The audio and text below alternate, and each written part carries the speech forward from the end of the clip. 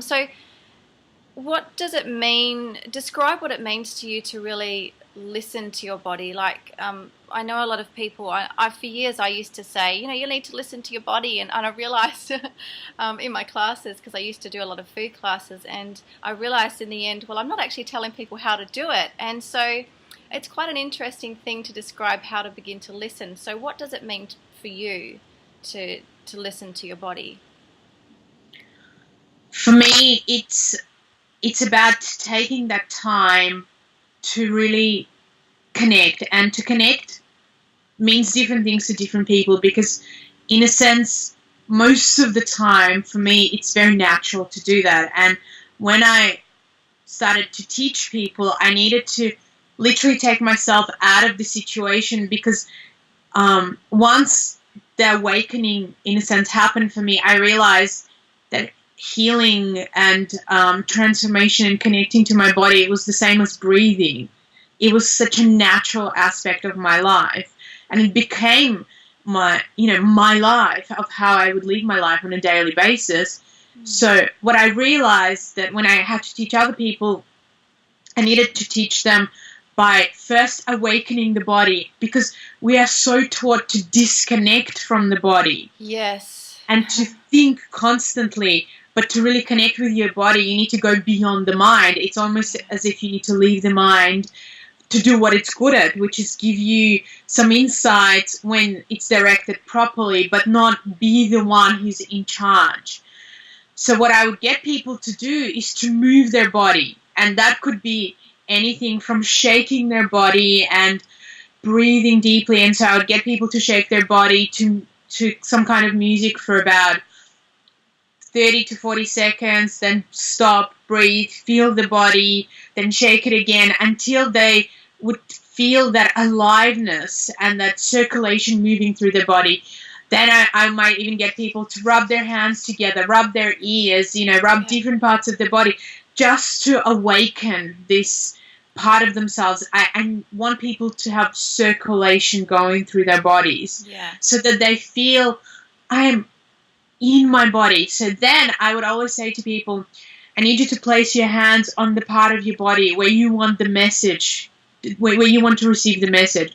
So let's say it's my shoulder. So I would place my hands on my shoulder, close my eyes, and then start to breathe slowly and deeply. And the way that I would, again, encourage people to breathe is to start breathing through your nose and breathe out through the mouth. And as we are breathing slowly and deeply, it's as if we're getting the connection to happen. So what I understood was that the most important thing was to connect the brain and the nervous system to that particular part of your body. So there was a link. And so once that link, and this is why we needed to touch the body and to breathe into that part of the body. Once that happened and the connection occurred, this is when we could start to receive messages. And because most people are using their mind so much of the time, I would ask them to start by listening, by asking the question such as, okay, so if there was a thought or a belief in this part of the body, what would it be? If there was and is this belief, does it actually help you? Or this thought, or does it come from you, or does it come from someone in your family? How does this impact you? So we would start exploring what this thought or this belief is about, and then I would say, and is there a thought underneath that? And is there a thought underneath that? So it's all about that kind of exploration. And then I would say to people, let's go into the feeling. So you must breathe to really get the feeling. Otherwise, you're not really connecting to it. So as we would breathe slowly and deeply, they would start to become aware of the feeling. And at the beginning, certain people would say, I feel numbness or I feel nothingness. So I would say, okay, but what's beyond the numbness? What is beyond the nothingness? Yeah. So as they would explore that, we would access the feeling, and then I would ask, what memory is the feeling connected to? Where was the first time that you really started to explore or feel this feeling. And again, who in your family has this feeling coming up again and again? Yeah. So we would explore that, and then I would ask people to literally feel that feeling as an energy and take it out of their body. And then use some of the processes from the secret language of your body, or even my new book, The Secret of Life Wellness.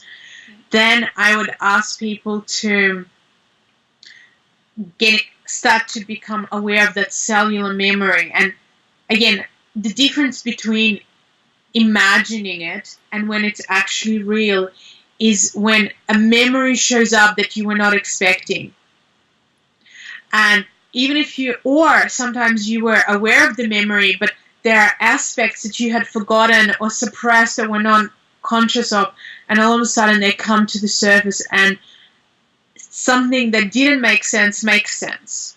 And then I would ask people to explore this cellular memory and check, is there anything that we can change? And when I would ask people to change the memory, it wouldn't be changing it in an aspect of let's just change the whole thing and pretend it never happened.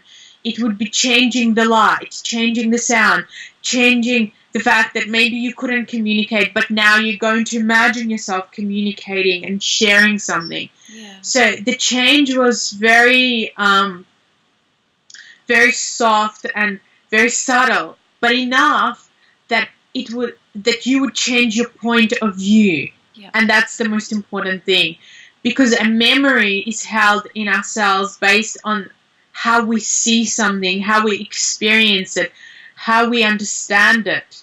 And so when you adjust that point of view, everything changes in your life.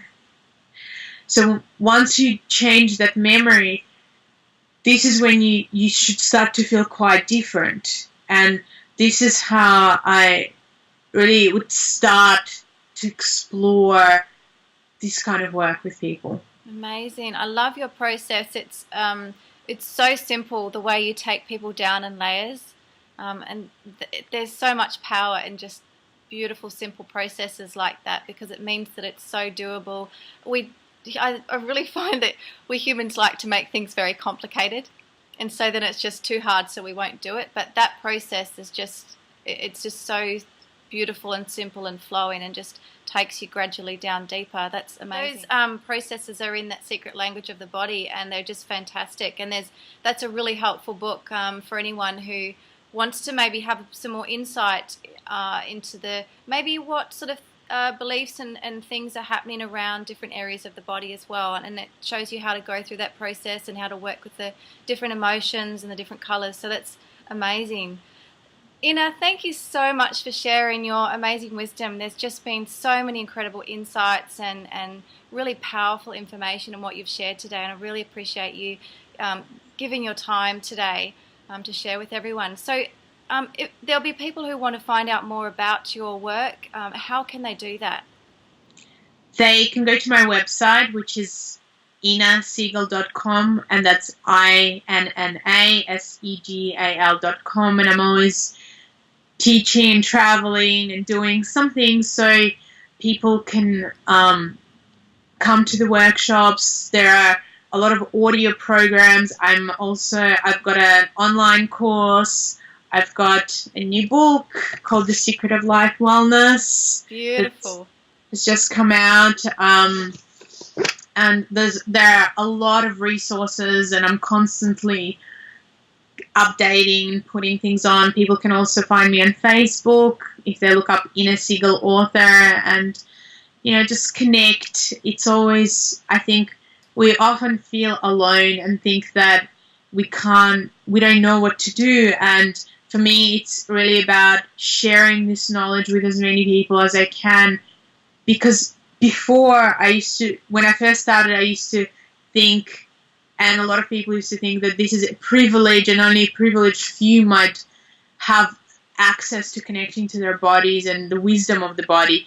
But actually, I feel that it's a necessity now rather than a luxury. It's something that all of us need to know so that we can help ourselves, help our family. And I just want to say that I'm not against doctors. I work with them. I have a lot of support from the medical community, and the idea is that we work together. Sometimes you need medical help, sometimes you need to really connect with your body and to be guided to what to do next, who to Yes. go to, and how to do it. And Yeah. it's just imperative to have an understanding of this and to teach your children. Yeah, so true. We do need to have that connection with our body so that if we do need to go and seek that, um, doctor help, medical intervention, then at least we can be connected to our body in a way that we can make the right decisions for us. Because I really believe that we've got the ability to heal ourselves. We know what to do. We know how best to care for ourselves rather than putting all of our trust and all of our faith in other people. It's really important to be tuned into what's right for you because we are all unique and special, and it's really important to be tuned into that. Thank you so much, Inna. It's been great talking. Thank you, Bye Michelle. for now.